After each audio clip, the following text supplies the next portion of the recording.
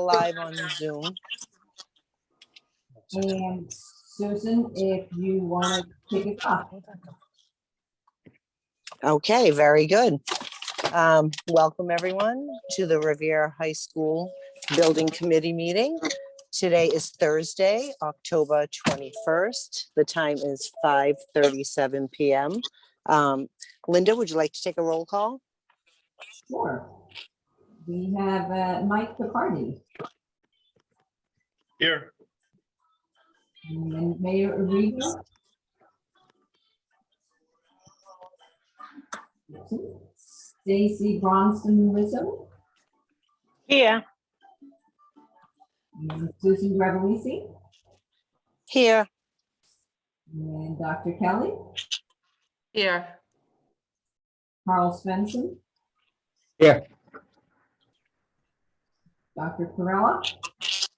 Here. Jennifer Hayes. Here. Rich Biscay.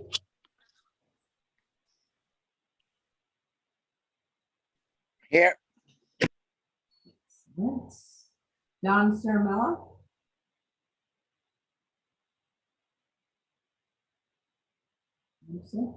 Nick Rystrom. Here. Excellent, thank you. Jerry Visconti.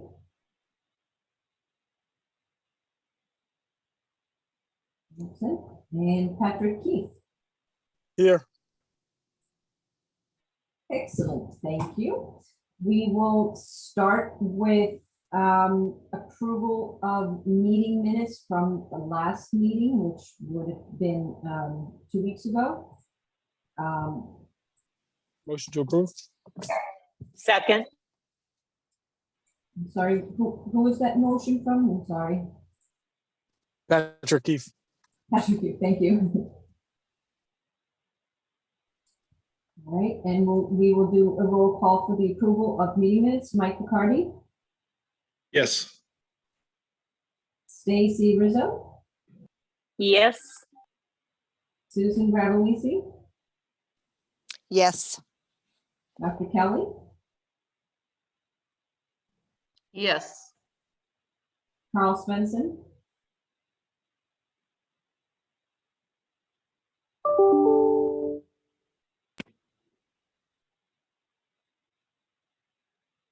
Carl, do we have your approval?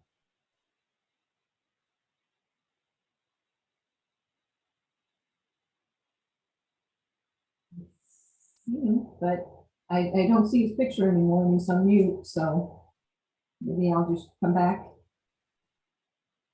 Dr. Corella. Yes. Jennifer Hayes. Yes. Rich Biscay. Yes. Nick Rystrom. Yes. And Patrick Keith. Yes. And just following up again, Carl Svensson. Yes.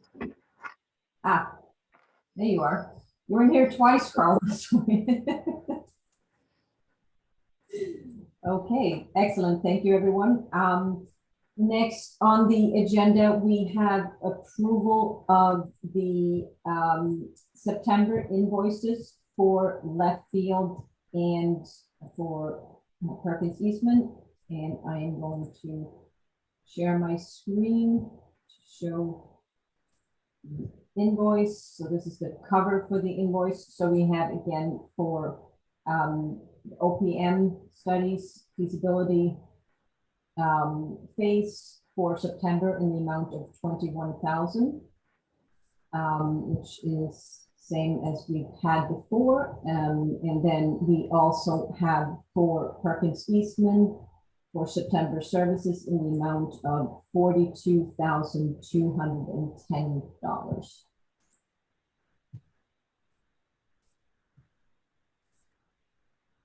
Motion to approve. Second.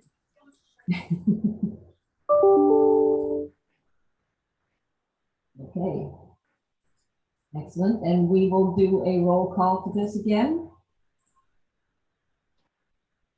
Mike Picardi. Yes. Stacy Rizzo. Yes. Susan Bravanese, Yes.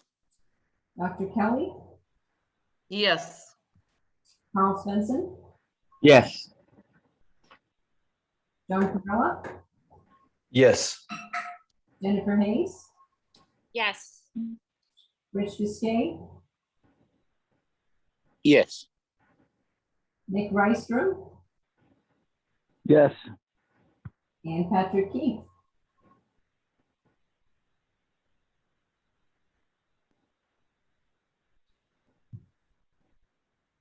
Patrick Keefe, Yes. Apologies. Trying to hit it on mute. thank you very much. I am going to stop my screen share so I can get everybody's wonderful faces back in front of me so you can see who's talking. And I'm going to turn this over to Brian for continuing. Sure.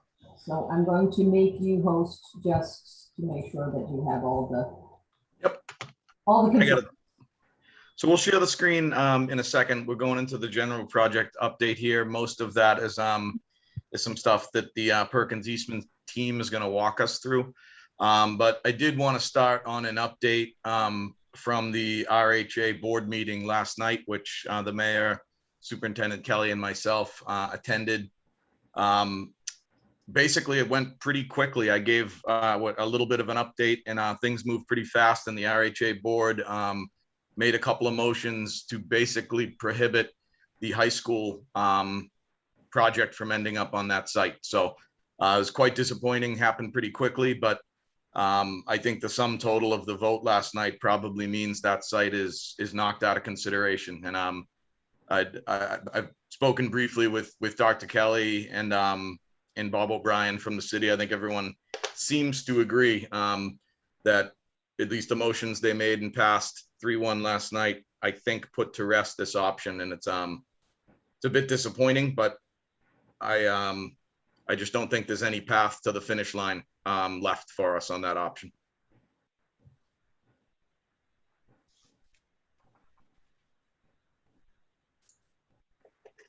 I don't mean to start it out with bad news, but that's that's sort of the I'm not sure, Dr. Kelly, if you have any thoughts on it, but I think we're at a dead end on that option without the support of the Housing Authority moving forward. Nope, Yeah, Mr. no, Brian. Good. Go Yeah, ahead, Patrick. Diane. No, go.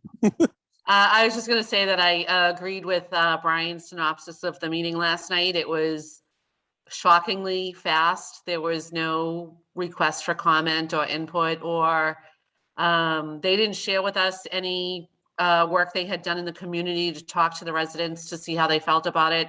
I don't know if that happened or not, but if it did, it wasn't articulated to us.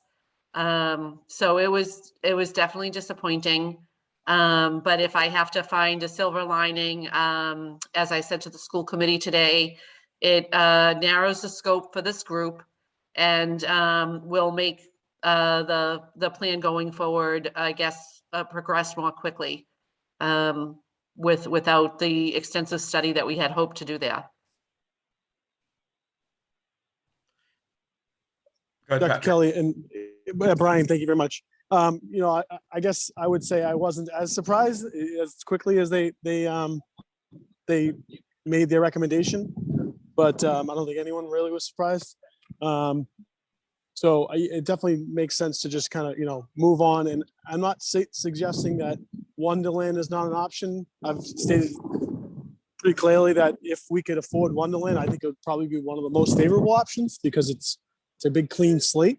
But I'm not sure even that's going to be financially feasible depending on the cost. So I'm just kind of recommending that maybe we try to figure out, is Wonderland even going to be feasible from a cost standpoint, from the land piece there, and that's something that we may, want to navigate a little more rapidly so that if we have to rule that one out, then we know all of our eggs in one basket. We can kind of just really focus our attention on the site that we control, the current site that we own, so.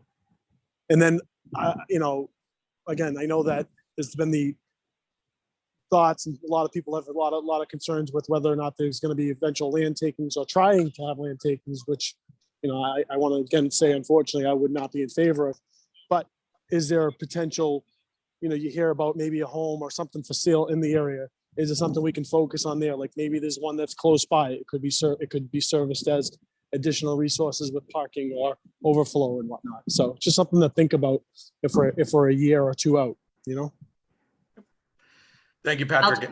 If I can Sorry, just go ahead, add, sorry. I would just add to what Patrick said, like, I think it's important to look at the costs related to land acquisition at Wonderland. But the second thing that I think is really important, and that I would ask Left Field to undertake or figure out how to undertake, is a comprehensive study of the traffic around Wonderland and what impact having a high school on that property with 2,500 students and roughly 250 staff members arriving there at arrival time and at dismissal time, what that would do to the surrounding area, given that it's already a congested traffic area to begin with. But also, what does it mean for kids walking, and what would be how safe or unsafe would it be for walkers to get to that location, given the highways that surround it? What would we need to do to mitigate? What kind of cost would be involved in that mitigation? And again, understanding those highways to be state property, not municipal property. Does it mean that in order to have any kind of pedestrian mediation, we would have to find ourselves in a situation again, like we did with the housing authority, where we're at the behest of others over whom we have no control? So let me try to summarize that. Patrick's ask was find out how much it really would cost to acquire the land. And my ask is do a real comprehensive traffic study and whether or not this would impact traffic to such an extent that it's not a viable site, especially for pedestrians. Those are great suggestions. And I know that the team even sort of sensed last night, we're going to be focusing on sort of how to redistribute some horsepower here. The silver lining, as Dr. Kelly said earlier, is our area of focus is a little more narrow now. We technically are down to 3 options on 2 sites. So I think both of those suggestions, all those suggestions, are stuff that's gonna really come into play as we really take the time to focus on those few options. So I appreciate the input and the suggestions. We'll be on it. Hey, Brian, this is Rich. With regard to the 2 final options that are left, to kind of piggyback on Dr. Kelly, I'm thinking the only feasible way Wonderland property would work is that we would be able to apportion off a piece of it versus buy the entire piece of land. And that trade-off would be the cost of acquiring a portion of Wonderland versus the cost of eminent domain on homes at the current Aracola Park and what option we picked there. But aside from those 2 variables, are there any really large variables that we need to consider from one location to the other with regard to construction itself, not necessarily traffic patterns, et cetera? But if we're kind of weighing A versus B, is the main trade-off the cost of land acquisition at Wonderland versus potential cost of eminent domain at the Aracola Park, or are there other large cost variances from one to the other that are less obvious? That's a very good question.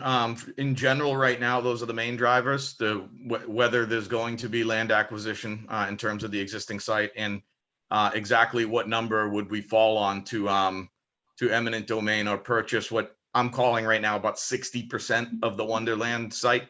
So we do have, we've kicked the appraisal in gear that the committee approved. That's going to basically give us a value for all the Wonderland parcels. We don't need all the Wonderland parcels. That discussion is going to spin into probably a little bit of a debate with the owners to try to isolate what the number would be to take the 60% of it and leave them developable land on the north side of the site all the way between the back of the site and Wonderland Station. So that it was helpful that the committee sort of honed us in on what I was calling last time the squared off Wonderland scheme. That's the scheme that does result in a legitimate piece of property being left for them that, you know, spans street to street, has good frontage out on the road, that I think is going to help the debate with them in terms of how to put a value on that round number, 60%. So, but I think the other, those are going to be the main cost drivers, Rich. I think the other just real high level driver is building on an occupied site or not. I know that's not necessarily finances, but I think that the financial things that we've talked about, land acquisition, eminent domain value, are going to be the real financial differences.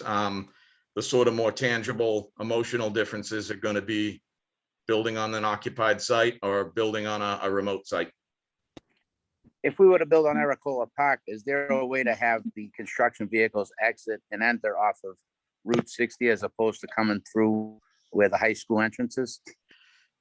Short answer is yes. And part of when we get to the point of getting construction managers on board, they'll each bring to the table their idea of logistics, but we in the city will have a lot of control on, you know, hours of trucking, preventing staging of trucking, getting them right out on and off the highway. So that's something that the CM at risk process gives us a lot better ability to control than going with a general contractor. So the short answer is yes.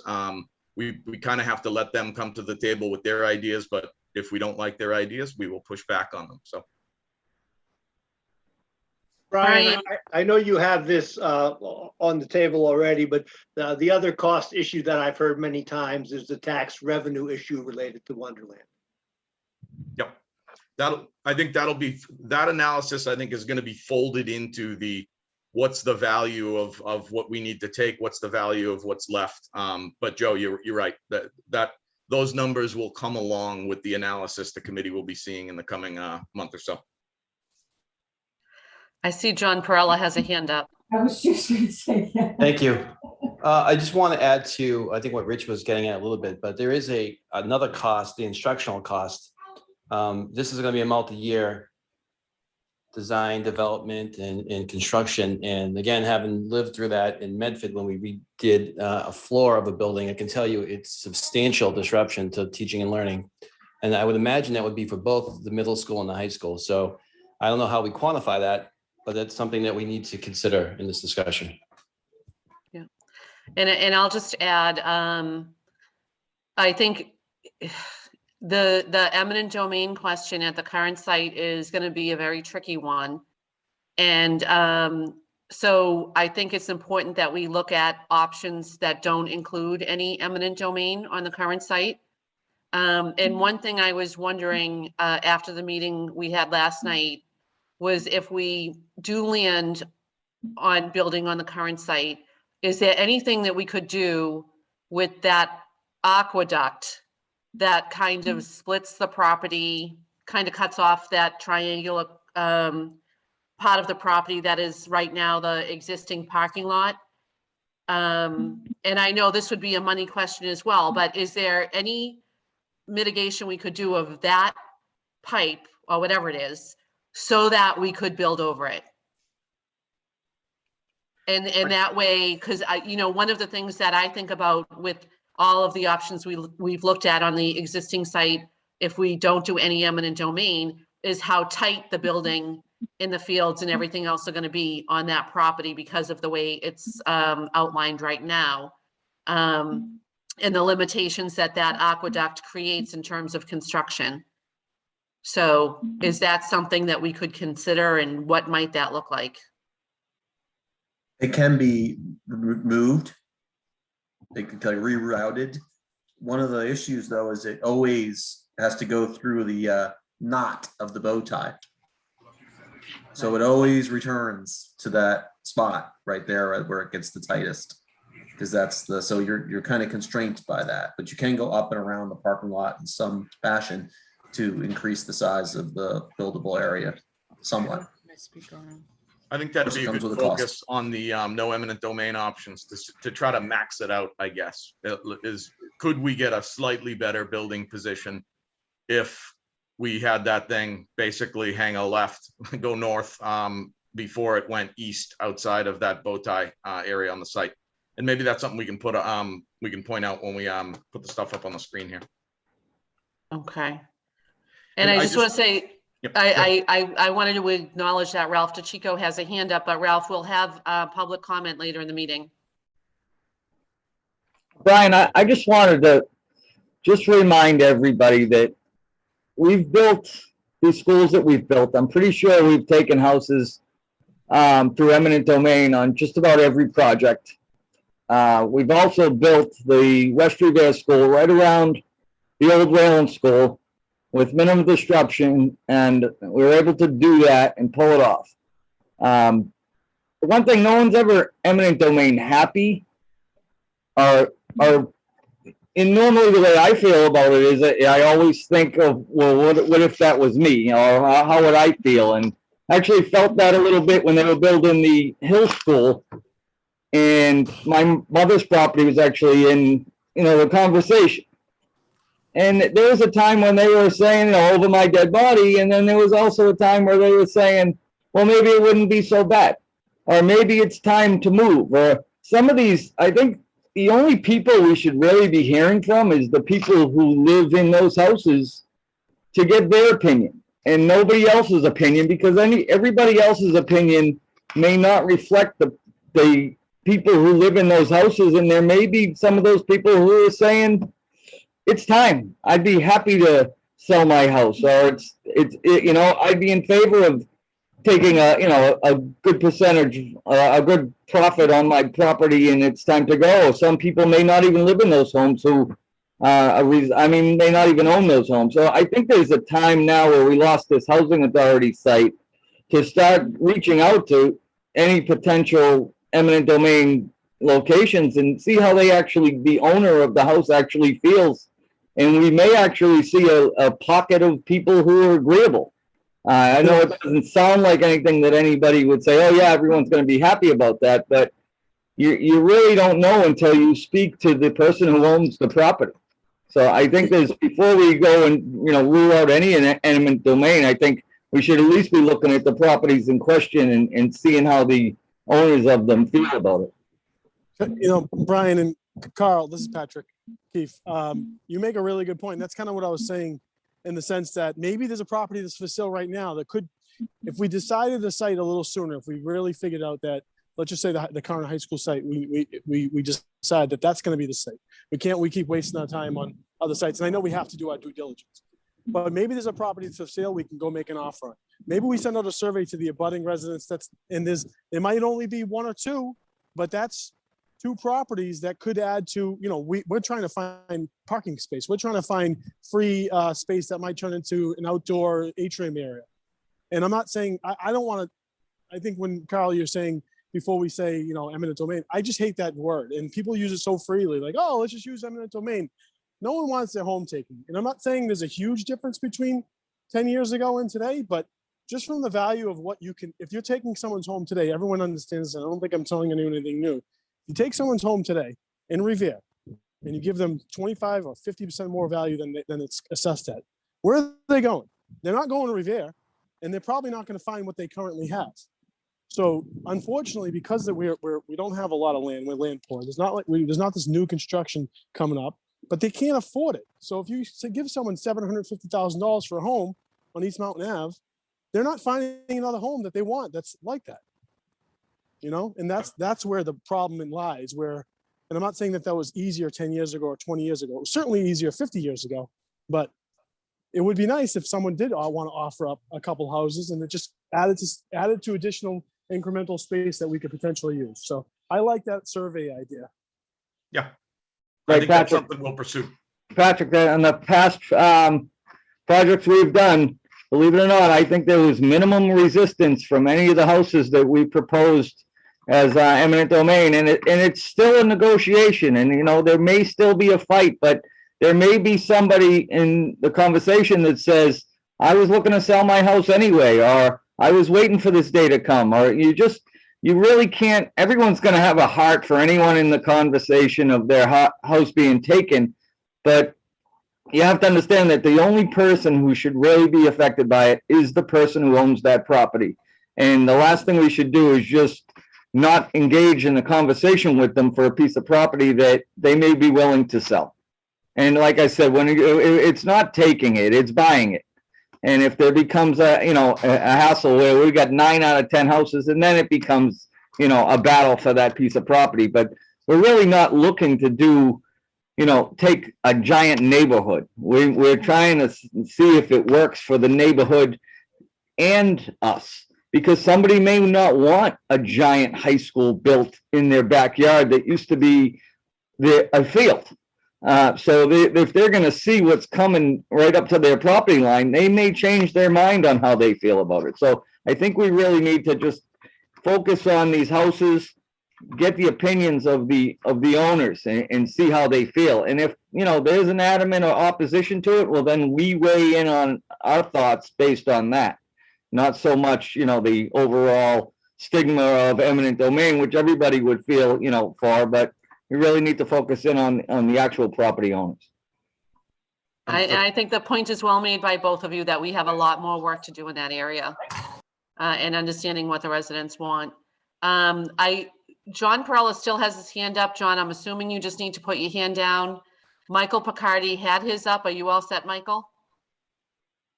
I would like to throw one more comment in on about this eminent domain.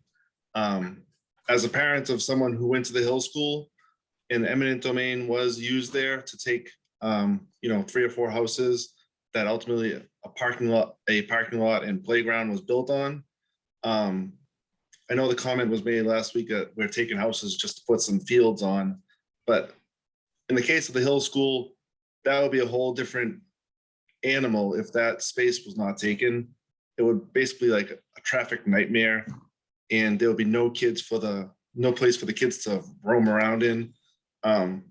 So I just don't want to throw. No one wants their home taken, although you can take my home. It's a mess. But I can hear you laughing next door, Rich. Just want to put that out there. Like sometimes it's necessary. Yeah. That's all. Thanks, Michael. And Susan has her hand up. Thank you, Dr. Kelly. I just wanted to say, I do agree we need to speak with the residents, but I also want to agree with Patrick when he said, in today's market, yes, you can give them $750,000 for their home, but where are they going? There's a single family home shortage nationwide. So we're talking estimated how many houses were on that East Mountain Ave strip that was 14. in that 14 houses. You're talking 14 families. And there's a shortage of single family homes. So you may force some of these people into apartment buildings or into rentals, and there's elderly. So, I'd just like to take that into consideration too. Thanks, Susan. And Rich Risque? Sure, just, I know brainstorming a little bit here, but much like we were talking about building new housing for the housing authority, people that would be displaced, is there any potential opportunities for those people who may not want to sell and maybe want to stay in the city? Is there potential opportunities to find a parcel of land that could be built up with new homes that you may be able to swap out and give someone an upgrade in their house on a different part of the city? Much like we were talking about with the housing authority. That might be a little far-fetched, but maybe there's property within the whole footprint of the existing high school and fields that could be used, or maybe there's some lots up in North Revere that the city has. But if we're running through all options, there may be some people willing to sell and just kind of cash in at a premium and do what they have to do. But there may also be an opportunity for someone to sell a house that needs a lot of repair and get them put into a newer home or development that's in the same vein as we were talking about with the housing authority. And again, I know it's a little far-fetched, but just throwing it out there as we talk about this. Yeah, Rich, there's something to that. And that was sort of one of my follow-up conversations with Bob O'Brien from the city, who has been, as you know, very helpful in the housing authority and Wonderland discussion. So he was throwing that out there to me today, and I want to do a little more work with him and some other folks. But some of the parcels we were looking at that our city owned for replacement public housing, there's nothing that Bob could come up with that in theory that might not be able to play into relocated private housing. So that's definitely another piece of this that as we really dig in, we have to figure out, is that an option? Is it just a financial option, or is there an option of how many lots out of that 14 could theoretically be located into where? So that's definitely something we're going to try to look at. Yeah, for example, if there was a lot of land up the beach that you can put 12 condominiums in, maybe people are dying to move up the beach and make it easy. But I think there's some there's some validity in at least like Kyle was saying, poll these potential neighbors that are looking and give them a menu of options on what they might feel palatable to them if and when this time comes. Yep. Agreed.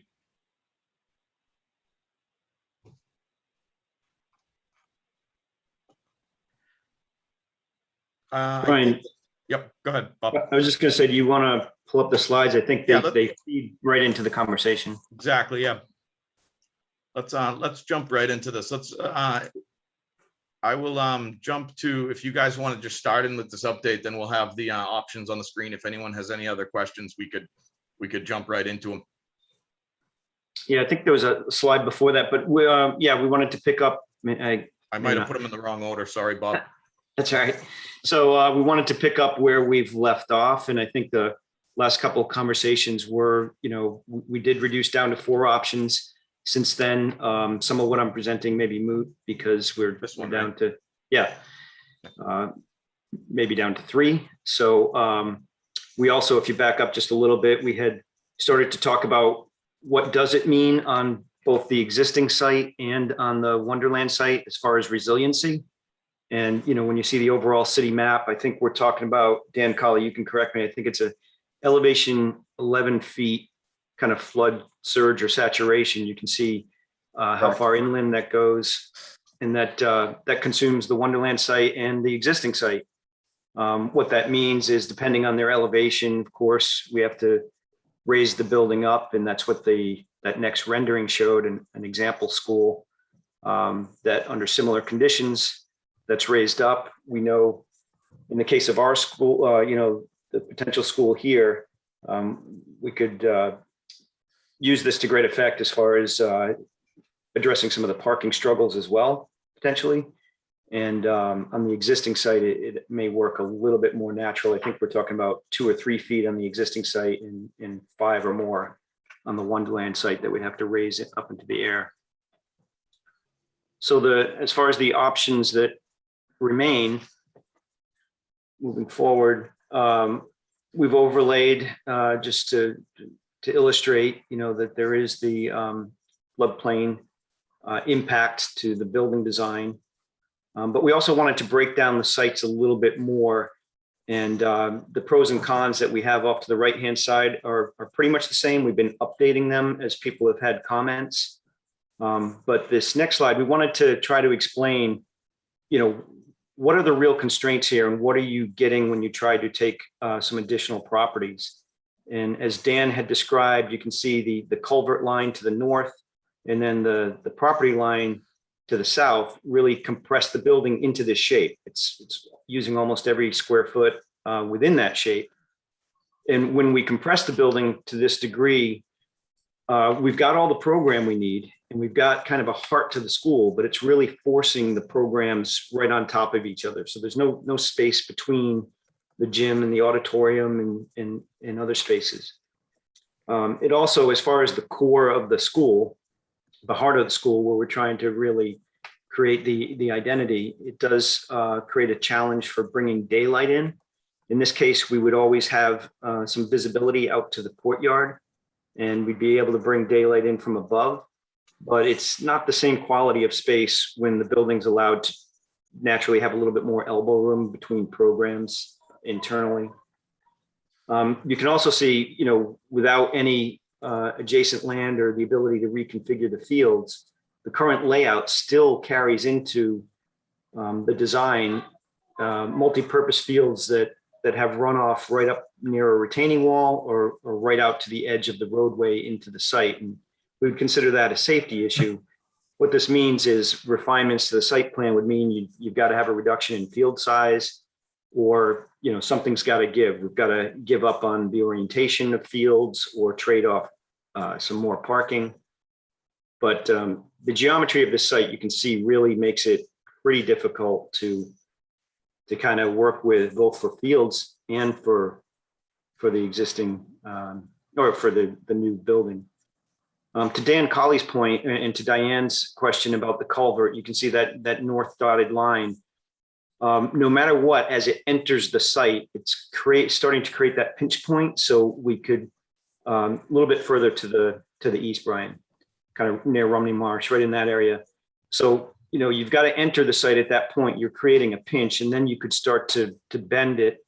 Not sure to what degree it can reasonably bend and still maintain a good flow, but you'd get a little bit of relief. But I think it'll be modest. It's something we'll study. I think that's what we're being asked to do at this point. I think the big one thing to keep in mind there, one of the few things that kind of works with this layout is temp parking. For the most part, we can build off in an area that isn't currently parking. If this building is able to scooch its way up into here, I'm not saying it's going to be impossible, but it'll be suddenly not maintaining the current parking will come into play. So phased parking relocations will add to the pain of building on site. Again, not a prohibitive factor, but the only thing that really works about this plan is we can leave this whole lot mostly alone until we're ready to come in and rehab it all and rebuild it. Yeah, and the other thing that this kind of pinch does is, as we kind of fill the site with program, and we want to make sure we maintain daylight. That's why you don't just have a solid box for the whole building. We've got to make sure classrooms get good north-south daylight. It is pushing the building a little tight to the road. In fact, at the end of each one of these classroom wings, we're showing a dotted line, and it's awfully constrained on the northernmost wing. It doesn't really quite work. The ability to have some expansion. I think it's 15% of program expansion that we need to plan for. So those are that's trying to break down the anatomy of this site. We can come back to this, but if we move on to real quick, I just see Rich Viscay's hand up. Sorry, Bob. Oh, sure. Yep. Hey, just another question. I know that we eliminated 3-story buildings in lieu of 4-story buildings. Is there any limitation, or is there any is there anything worth discussing about potentially making this a 5-story building to decrease the size of the footprint? Yeah, this came up in one of the other building committee meetings, and some of the initial comments we have. It could always be studied, but a few things that factor in. When we go to 5 stories, we're into high-rise construction and exponentially more cost associated with that. But in addition, at some point, there's only so many rooms that can stack on top of each other, and there's a fight to get things down at the ground level. You need service really down at the ground level. Ideally, you'd have the gym at the ground level, but we're already up in the air 1 story with this plan. So there's a lot of big spaces that are multi-stories themselves, and you really are chasing a lot of vertical rise to kind of build on top of them. So it seems like going to 5 stories, you're not going to gain much. You might see those academic wings get just a little bit shorter, and that's it. If it's the committee's wish, we can look at what that means. Yeah, I'm not trying to complicate it anymore. Just trying to throw it all on the wall here. Yeah. Yeah, and I'll add that the other limitation with a 5-story building is obviously the higher you build, the less accessible the building is. And one of our real priorities is making sure that the whole building is accessible to all of our students, regardless of their physical differences. So I think that's an important thing to consider. I think it really makes that pulling off a real heart of the school real challenging. I mean, the more you stack it, the less connected things are going to be, the harder accessibility might be. As Bob said, there is a pretty good premium for ending up in the high-rise part of the building code. That's not stuff that you're gonna, it's more stuff for Carl to maintain. Let's put it that way. It's not something that's going to increase education in the building. It'll just bring in a whole lot of new systems that would be more on the maintenance side. So trying to stay away from high rise is probably a good idea. And I don't think there's really going to be layout bang for the buck. You know, there isn't going to be really an epiphany of like, there's a great layout at 5 or 6 stories. It's really going to have to just be compartmentalized. Yeah, and among the pros and cons we're keeping track of, we do have the educational disruption. It is at least not an ad reno where they're physically connected to or in the existing building, but it does become a construction site. So there'll be logistic plans that'll need to be sensitive and put limits on what the contractor can and can't do as far as access and lay down materials and other things. And just for, I think it's important to highlight that construction concern would extend to the Romney Marsh Academy as well. Right. We'd want to keep that on the radar. Yeah, and the last point, although, you know, in the end, we've replicated the fields, the trick is the existing building would obviously remain while you're building a new building. So the athletic disruption or the field disruption is real. You know, it's significant, but it also limits what you can do as far as geothermal wells and things that might contribute to a very energy efficient building or something toward net zero. It's gonna, you know, we can't obviously put geothermal wells where the existing building is, and we can't put it where we're building the new building, at least not on top of them. So there's limited area here for that. The next slide, you can see the properties, the 14 properties we're talking about, and this is doing a bunch of things. I mean, you can see the building now has what I would call necessary space between programs that allows daylight into the heart of the school. The quality of space is significantly improved, but it also allows the building to move further west. So it's now moved, I think, about 40 feet away from Route 60, and that can help, as well as the quality of space and the ability to get a buffer in there. That can help with the quality of outdoor space, as well as, you know, acoustics and other things that would affect the building if it were right on top of Route 60. You can also see that the fields now have a little bit more room. There's a slight rotation and movement to the multi-purpose field. So now you're not running right into the retaining wall or right into the roadway. It's not quite as pinched. And we can get certainly some more surface parking. The other thing that is important about this plan, to me, it's a vast improvement in, you can imagine approaching the school, and your approach is with fields as it is in both of the options, but you're really looking the entire time you're approaching the school. You see the parking in front of you, you see the fields, you see the front door. In the previous option, because the plan is so restricted, the front door is actually on the side. So, you know, you're approaching the building, but you're seeing the side of the building and you're entering onto that side area there. So it's not quite as right. We want to make things as intuitive as possible, and the visibility is great when you, you know, as in the administration or with the security, when you have good visibility of vehicles approaching, as well as the parking, you know, that can add to the overall safety of the campus and the field. So those are a few things on this site. Ty, I don't know if there's anything you wanted to add on either one of those sites. I just like to add that I think if we're gonna be putting a building that close to a highway, that we're not really using the highway as an access point in this design. I mean, I know anyone coming from the east side of the city right now has to go basically around a portion of the city to get back into this new building, when we're not really, I mean, we have the Romney Marsh, we pull off that highway, we let them come in and head back out onto that highway and on their way. And I don't see why we wouldn't be offering some type of entrance off this highway and an exit off the highway for the people coming from the east side of the city. It seems like we're still forcing them to, you know, circumnavigate the entire property to come in from the west side. And it's almost creating a traffic situation on Revere Street and Broadway, where we're already going to be feeding the building from that side of the city as well. one of my visions of this new site is to accept cars from all angles, with different drop-off locations for people who are coming from different areas. So, I mean, right now we're limited to just about one in, one out, with the exception of True Street, which really I'd like to see them get some relief if we built this correctly.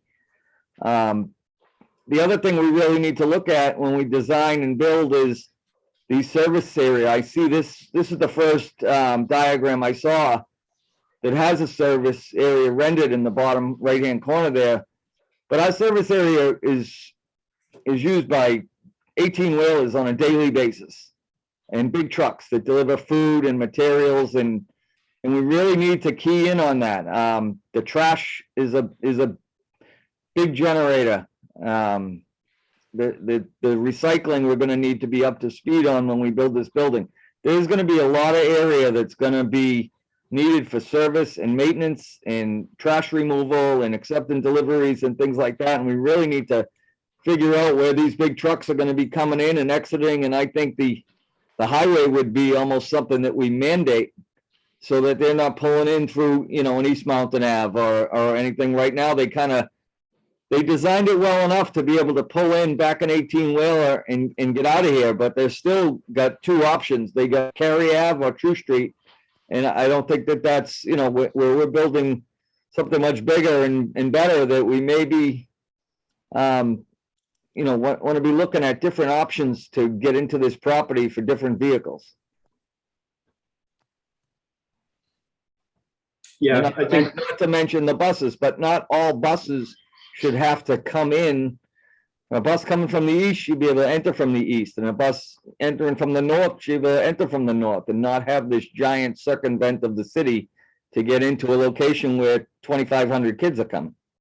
And add in the teachers who are driving to the building as well. I'd like to see a good focus on multiple entrances and multiple, escapes, if you will, because it's one of the things we need to reduce is the traffic and congestion that this high school is going to create.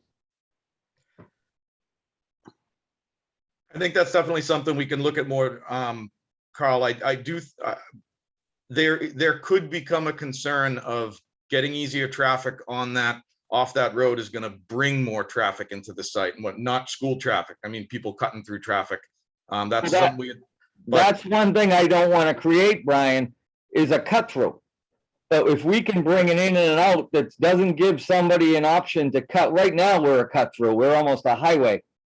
And if we could give someone an option to come in off the highway like Rumney Marsh and get back out onto the highway, then it's not a cut through. As long as they can't come from East Mountain Ave and get to the highway, then we're not creating that. Right now, we have it. And this design actually somewhat creates it. There's actually no way to get out, but I mean, right now you got little arrows that there is that cut through, and that could become something that opens up. But my point is to limit it like you limited it with Rumney Marsh, is you bring them in and you bring them out, and whether that's from the True Street side or the East Mountain Ave side, or either one, we should be able to get. Just for the point of moving on, like, I think these are really important considerations we're going to have to make when we get to the point that we know this is the site, and that we know whether or not we're going to be trying to purchase some of these homes around the area. Then we're going to have a better idea of what we can do. And there might even be ways, Carl, that you access the high school site using the same loop behind the Rumney Marsh. You know what I mean? Like, Right. Those are things that we can definitely talk about. I just think that right now it's probably premature to get too deep into the nitty gritty. I agree. I just don't want anyone to fall in love with a design that doesn't really take in the truth of the road access that needs to be considered. Because I do think. Sorry, Carl, you can finish. No, go ahead. I think I finished. I think it's important for us to know if the committee and the client wants access off the highway, because if so, I'm going to assume we need a traffic light out there, and that is something you want to see in costs and permitting and whatnot. So, I mean, the only way to really give access from the highway is going to be a traffic light.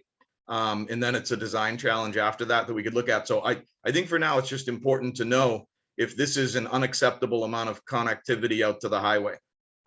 Because it'll push and pull a few things that we need to look at to put numbers in front of you.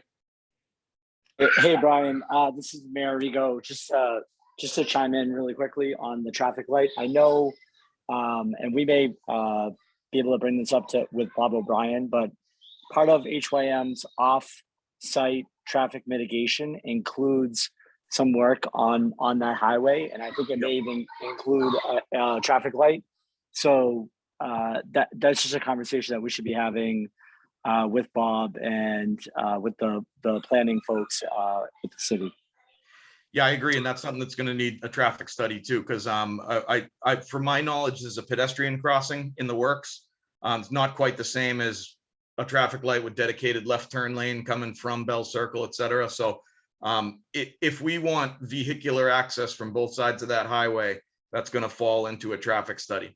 And it just, it is in a way a minor detail, but it's something that we're queuing up in the next month or so anyway, both pricing and in traffic eventually. So vehicular access from the other side of this road, no way around it than a dedicated left turn lane and a light. But good point. We will follow up with Bob O'Brien to see what the scope of the existing plan is. I think it's just a pedestrian crossing. Right, and even, I mean, that left turn from the other side of the highway is not 100% necessary because you're not pulling cars into this high school. Most people coming from that side of the area would be up in that circle, and they'd probably choose to come down Beach Street and come in the other side rather than hit that highway and go that way. So you need to look at like where the residents are coming from to decide where you need to access the site from. I mean, a left would, the one thing you could say is that highway at 8 o'clock in the morning is jammed all the way to the Rumney Marsh anyway, right? And no matter what you do, you already have traffic there at that time. So, I mean, we're going to add to it one way or the other. It's just a matter of giving some of those people who are sitting in that traffic trying to get to the high school when they're already at the high school.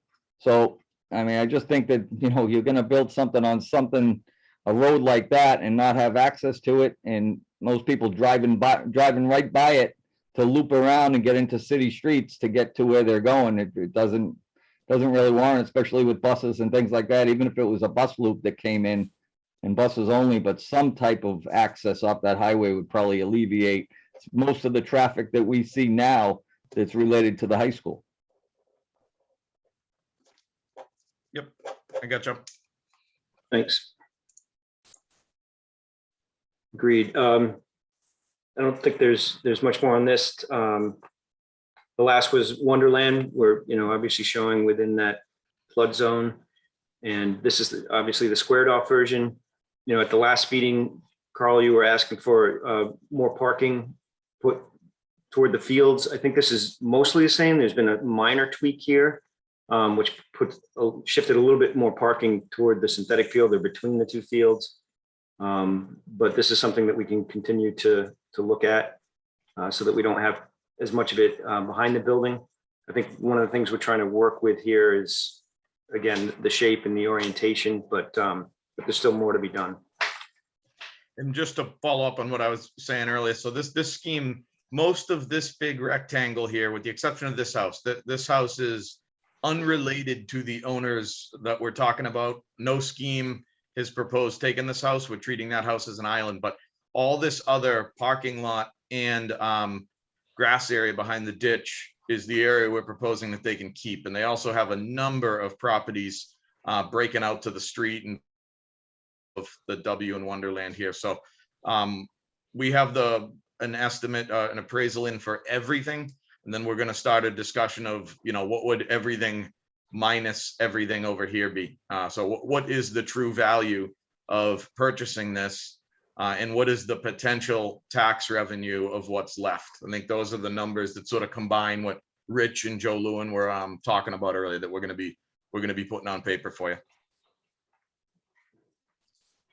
And it's worth pointing out, Bob, I don't think you said it here. The blue overlay is the 100-year floodplain, which pretty much is the entire site on this particular site. So it would, the whole topic of resiliency and how we would need to raise the building is still in play on this particular site.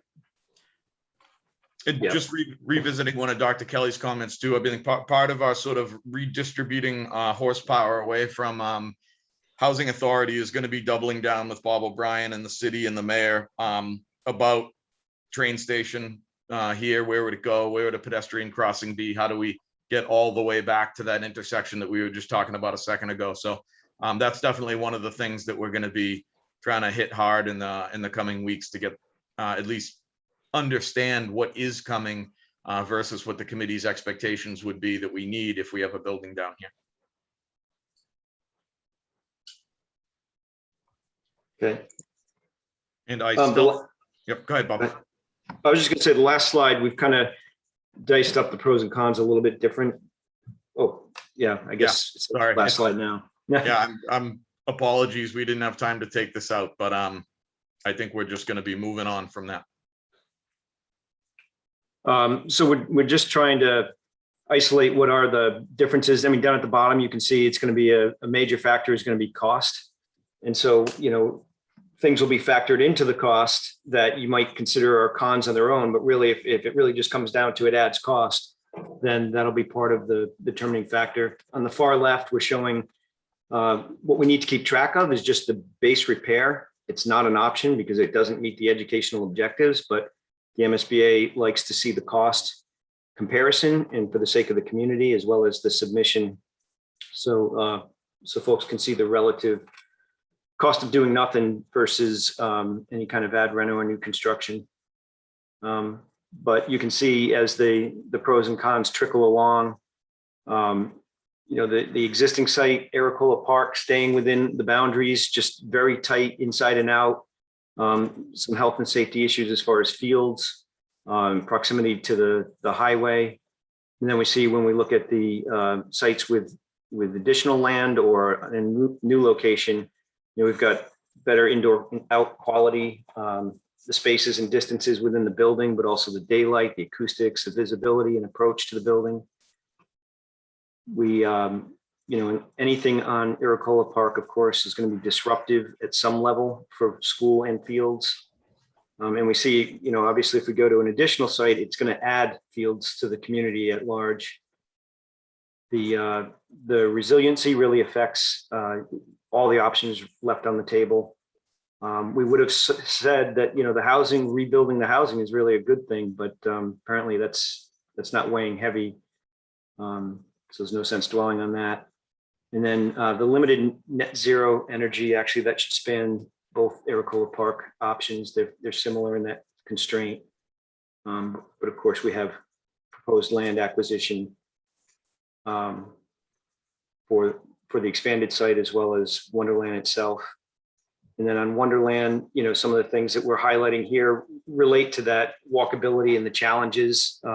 Even if pathways are made over and there's a new railway station or there's crossings over the highway, it still is less walkable in that there's a lot to navigate. There's a lot of pinch points. It's not just an easy, natural and kind of multifaceted approach. And of course takes away developable land, so tax potential.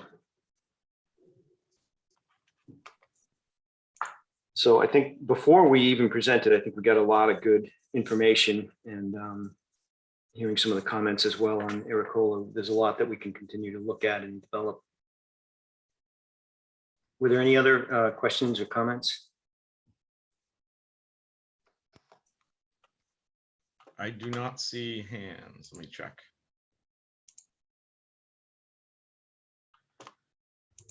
No hands. We do have a lot to work on, but that was what we had for tonight.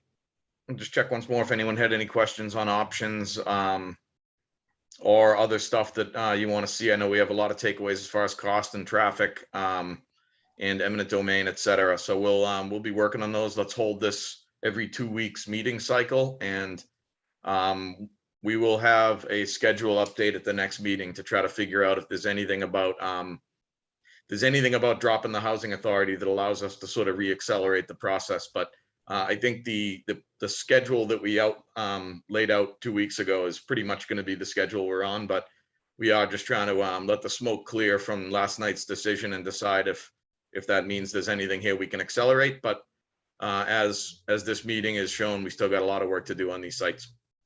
So if we want to move on here, we can get into public comment. I would ask, I know Ralph DeChico has his hand up. And Ralph, I know you're driving, but if you can hear me, I think now would be the time to go. If you could go name and address, that'd be great. Yeah, Ralph DeChico. My private address is 49 Washington Street, also Revere Commission on Disabilities. Thank you. I actually pulled over, so thank you. I was just making some deliveries, multitasking. Just a couple of comments. I just wanted to speak on Patrick Keefe, reiterate what he was saying about eminent domain, and a couple of other people made the comments that, you know, it's not the best situation to take eminent domain for the properties that are near the high school. Number one, they are going to get prime value for their properties, but there is a very small housing shortage for single family homes. And, you know, you're going to get prime money for your property here, but you're also going to have to basically pay through the nose in order to get something incomparable to what you're getting. You're also displacing possibly families. Yes, you do a survey, you may get some families that want to do it, but you have to also weigh in the fact that, you know, it's not just because of they're going to get financial gain. You could be displacing people that have been in the area for numerous years, and you're uprooting them. And it's not always the best case to ask people to move because of, you know, the need for that. I'll state for the record, I was basically opposed to the rear housing because of having to displace people there. That's just one of my feelings. The other comment that I wanted to make for Wonderland, and I know there's a lot of pushback for people because of the real estate, taking it off the books. And there's a boom supposedly for property and whatnot. That land has been staying dormant for how many years now? How many years have we been promised for so many things going on? People are looking at it. But is there any possibilities of looking outside the box? I know the Kraft family was looking at property in Revere. They've always looked at property in Revere. Is there any way of opening the door to talking to them, having them come in, building athletic fields there, complexes, as they do have in Foxborough for their soccer? They want to get in the Boston area. They could also fund a lot of what we need to be built over there on that Wonderland site and develop it with all kinds of retail, all kinds of commercial, and build the athletic portions of this whole project that we need. And that whole parcel could get developed and they would probably be able to fund a lot of it. So I really think that we need to look outside the box there. We would get the tax revenue for the property, but I really think that's what needs to be looked at. Thank you for your time. Thank you, Ralph. Brian, I saw Maria had her hand up and down a couple of times. I don't know if she's having trouble with the button. So I just wanted to, oh, her hand is up again. I don't know if it's up or it's a clap. We can hear you. Hi, I'm sorry. Can you hear me? So the camera's a little crazy. Thank you. Here we go. Okay. Thank you for recognizing me. Maria Gennari, 26 High Street in Revere. I am here representing my mother, my elderly mother, who currently lives on East Mountain Ave, and I am a shared property owner with her. I know you all said that you would reach out to some of the residents on East Mountain Ave. We have spoken with each other. I have not spoken with everyone, but I have spoken with at least a dozen of the homeowners. And someone had asked the question if the people who live in the houses own them. The answer is yes, at least to my knowledge, for most of the area. We're against eminent domain. All the points that people have raised, Councillor Keefe, school committee woman Gravelisi, Ralph DeChico, if you give us $750,000, where are we going to go? Any home today is going to cost that and then some to replace the property that we have, the space that we have. but it goes above and beyond money. These are people's homes. This is the neighborhood that we grew up in, the neighborhood that my mother has spent 40 years in. She doesn't want to go anywhere else. So I know there are varying opinions, and some of it has to happen. But I think there are ways, designs, things that we can do to minimize it as much as possible. And I know myself, along with the other residents, will fight and do what we have to do to oppose this. Thank you. Thank you, Maria. Do we have any other public comment? I don't see hands up right now. Going once. We want for the record at least ask who the other public attendees are. Hi, I'd like to speak, but I can't put my camera on. Sure. My name is Lisa. I'm so sorry. That's fine. Name and address would be great for the record. Okay, great. My name is Lisa Machula, and I live at 50 East Mountain Ave. I have been here with my husband and my 2 kids for all our lives. Actually, I grew up in Revere, lived in the Pines, and then chose this street, this location to raise my children with my husband due to the land, the house, the neighborhood, the closeness with everyone. We've made this our home. We took a lot of time, effort. We've invested so much living here. I'm very good friends with Maria, and a lot of the people across the street and my next door neighbors, they're all homeowners. As far as I know, maybe like 1 or 2 have relatives staying with them. What we have here could never be recreated or matched anywhere in the city. I chose Revere. I chose to stay here. I could have moved outside of Revere and nothing compares. It is my home, my children's home, my husband's home. This is where our generations are. And just so you know, there's a lovely family with 3 small children that just moved next door to Maria. And they said that they could have chosen elsewhere to live. They chose this location, and they loved the neighborhood. And I feel that it's you get to see past this. We all are a community here. We all watch out for each other. I watch out for Maria's mother. I watch out for my neighbor next door. We go to the children's birthday parties across the street. We've grown this great little community and a sense of safety. We watch out for each other. You're not going to get this. We wouldn't get this anywhere else in this city. So that I'm speaking for myself, and I think the majority of our street as well. Thank you so much. Thank you, Lisa. I think as we get some outreach underway, I might hunt both you, Maria and Lisa, down to help out with some communication just back and forth, but we'll be working with the city and the school on designing some outreach in the coming month or 2.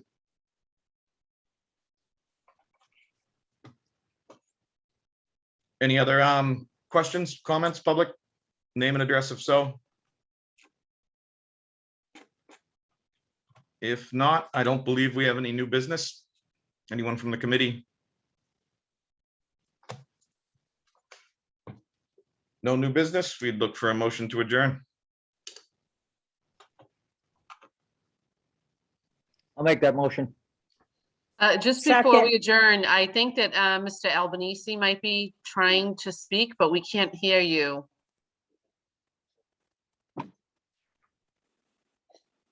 Sorry, I didn't see that. It's okay. We can't hear you, Lou. If you would like, you can send me the comment and I can read it for you. If you want to email me, or we could do it next meeting, or we could do it right now if you want to send me a quick email. He could come into my office too if he wants to. Oh, there you go, Lou. Go next door to Carl's and use his camera.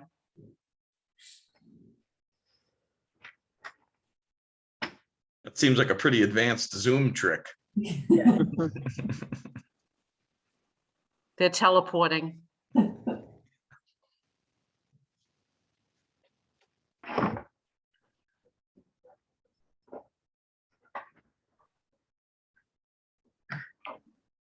Hi, Hi, Lou. I'm Louis Albanese. I'm a resident of Cary Avenue, 92. And my home is one of the ones listed there to be potentially taken. It's been my home for 55 years. My father and mother purchased the home. My father was an immigrant, broke his back for 55 years and purchased the home. And it's a home that I was planning on staying there for a while.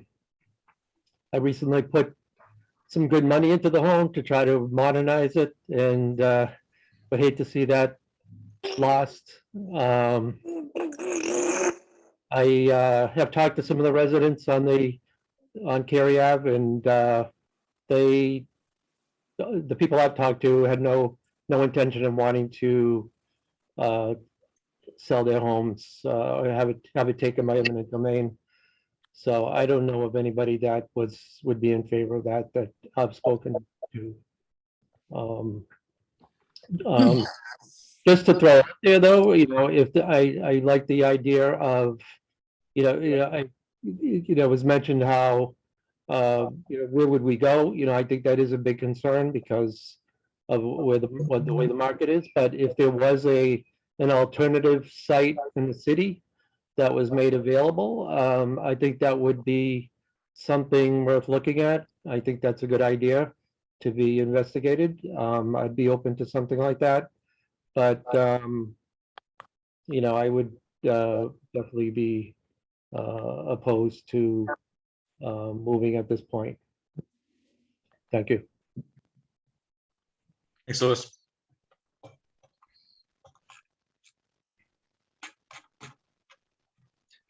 Last chance, we do have a motion, I think, on the table to adjourn, but just final check. If anyone can't get a hand up. I don't see anyone. I think that's everyone. And I think it was Kyle who made the motion. I'll second it.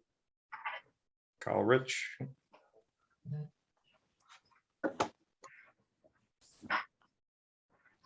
Okay. Roll call, Linda? We'll do roll call. Mike Picardi? I don't know how to do it. Yes. Mayor Arrigo? Yes. Stacy Rizzo? Yes. Susan I don't know how- Parisi? Yes. Dr. Kelly? Yes. Carl Svensson? Yes. Dr. Miller? Yes. Jennifer Hayes? Yes. Rich Viscay? Yes. Nick Rystrom? Yes. And Patrick Keefe?